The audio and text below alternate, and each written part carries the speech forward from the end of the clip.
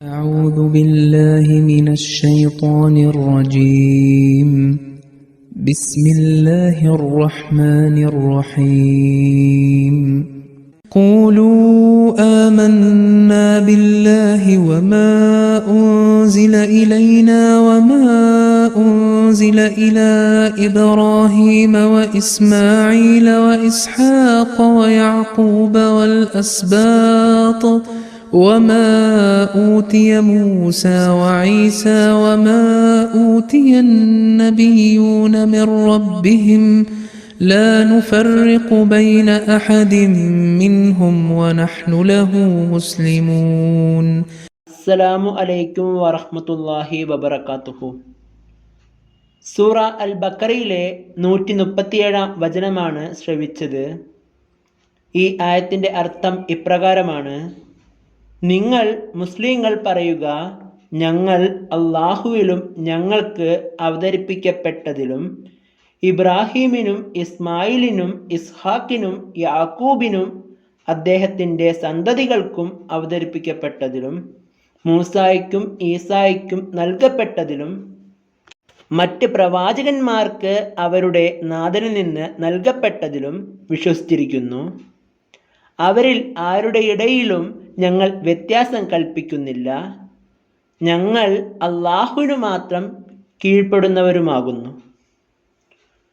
സയ്യിദുന ഹദ്റത്ത് മുസ്ലിം മൗദ് റളിയല്ലാഹു അൻഹു ഈ ആയത്തിനെ വിശദീകരിച്ചുകൊണ്ട് തഫ്സീറെ കബീറിൽ പറയുന്നു: ഈ ആയത്തിൽ നിന്ന് വ്യക്തമാകുന്നത് മുസ്ലിം എന്നത് അള്ളാഹുവിൻ്റെ എല്ലാ നബിമാരിലും വിശ്വാസം പുലർത്തുന്നവരാണ്.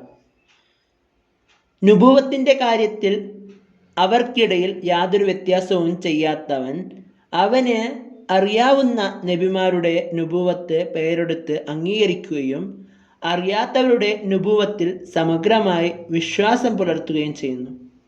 അഥവാ ഓരോ സമൂഹത്തിലേക്കും അള്ളാഹു നബിമാരെ അയച്ചിട്ടുണ്ട് എന്ന ഉറച്ച വിശ്വാസം അവനുണ്ടാവണം. എല്ലാ നബിമാരും സത്യവാന്മാരാണെന്ന് വിശ്വസിക്കുകയും അവർ അവതരിപ്പിച്ച അധ്യാപനങ്ങൾ അള്ളാഹുവിൻ്റെ ഭാഗത്തു നിന്നുള്ളവയായി അംഗീകരിക്കുകയും ചെയ്യുന്നു.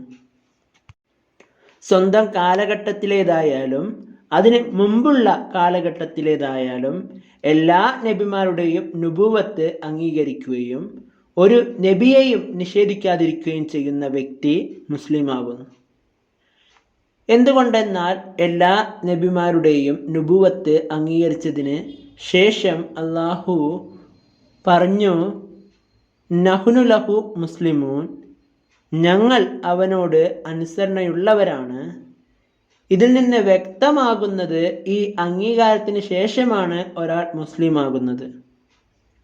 ലോകത്തിലെ എല്ലാ നബിമാരുടെയും സത്യസന്ധത അംഗീകരിക്കുക എന്നത് ഇസ്ലാമിന് മാത്രമുള്ള പ്രത്യേകതയാണ്. ഓരോ മതത്തിൻ്റെയും അനുയായികൾ തങ്ങളുടേതായ മതത്തിലെ നബിമാരുടെ സത്യസന്ധത മാത്രമാണ് അംഗീകരിക്കുന്നത്. എന്നാൽ മറ്റ് സമൂഹങ്ങളിലെ നബിമാരുടെ സത്യസന്ധത അംഗീകരിക്കുന്നതിനോട് അവർ യാതൊരു ശ്രദ്ധയും കാണിക്കുന്നില്ല. ഇസ്ലാം എല്ലാ നബിമാരുടെയും സത്യസന്ധത അംഗീകരിച്ചിരിക്കുന്നു. അവർ ബനി ഇസ്രായേലിൽ വന്നവരായാലും ഹിന്ദു ഇറാൻ പ്രദേശങ്ങളിലെ ജനങ്ങളിൽ അവതരിപ്പിക്കപ്പെട്ടവരായാലും അല്ലെങ്കിൽ ലോകത്തിലെ ഏതെങ്കിലും മറ്റ് ദേശങ്ങളിൽ പരിഷ്കാരത്തിനായി ഉയർത്തപ്പെട്ടവരായാലും. എന്നാൽ ഇതിലൂടെ ഉദ്ദേശിക്കുന്നത് വിശുദ്ധമായ വിശ്വാസമല്ല, മറിച്ച് സമഗ്രമായ ഇജ്മാലി വിശ്വാസമാണ്.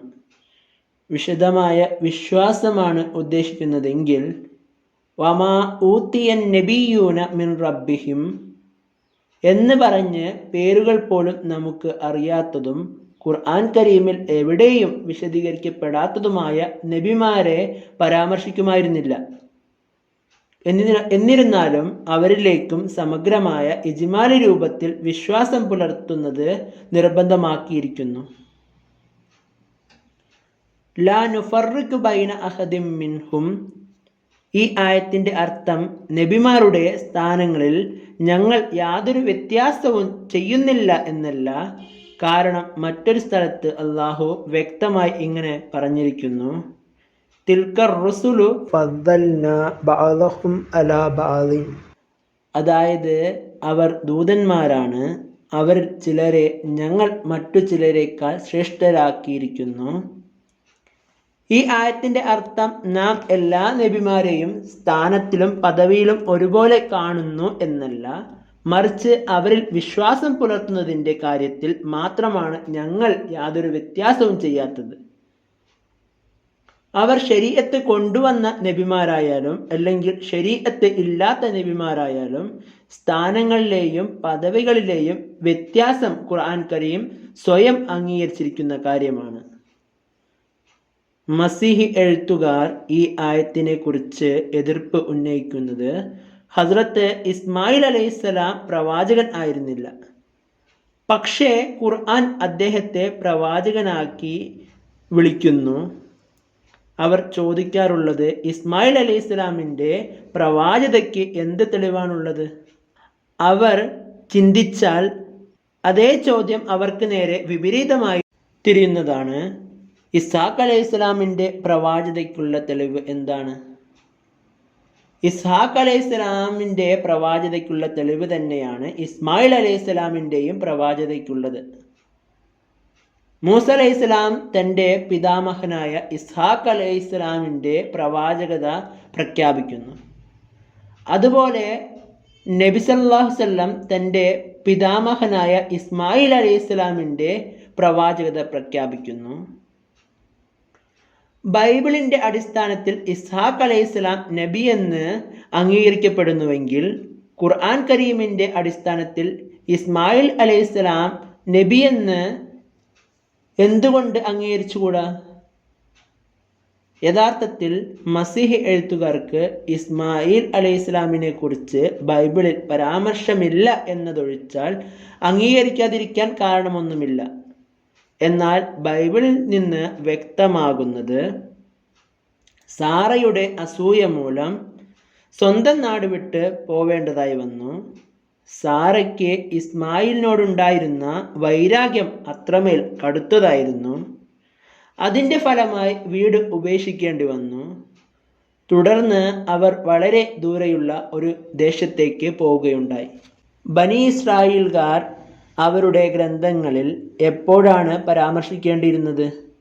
ഇസ്മായിൽ അലൈഹിസ്സലാമിൻ്റെ പ്രവാചകതയെക്കുറിച്ച് അവർ എങ്ങനെയാണ് പരാമർശിക്കേണ്ടിയിരുന്നത്? ഇസ്മായിൽ അലൈഹിസ്സലാമിൻ്റെ സാഹചര്യങ്ങൾ ബൈബിളിൽ ഇല്ലാത്തതിൽ അതിശയിക്കേണ്ട കാര്യമൊന്നുമില്ല. ജസാക്കുമുല്ലാഹ് വ ആഖിർ ദഅവാന അനിൽ ഹംദുലില്ലാഹി റബ്ബിൽ ആലമീൻ.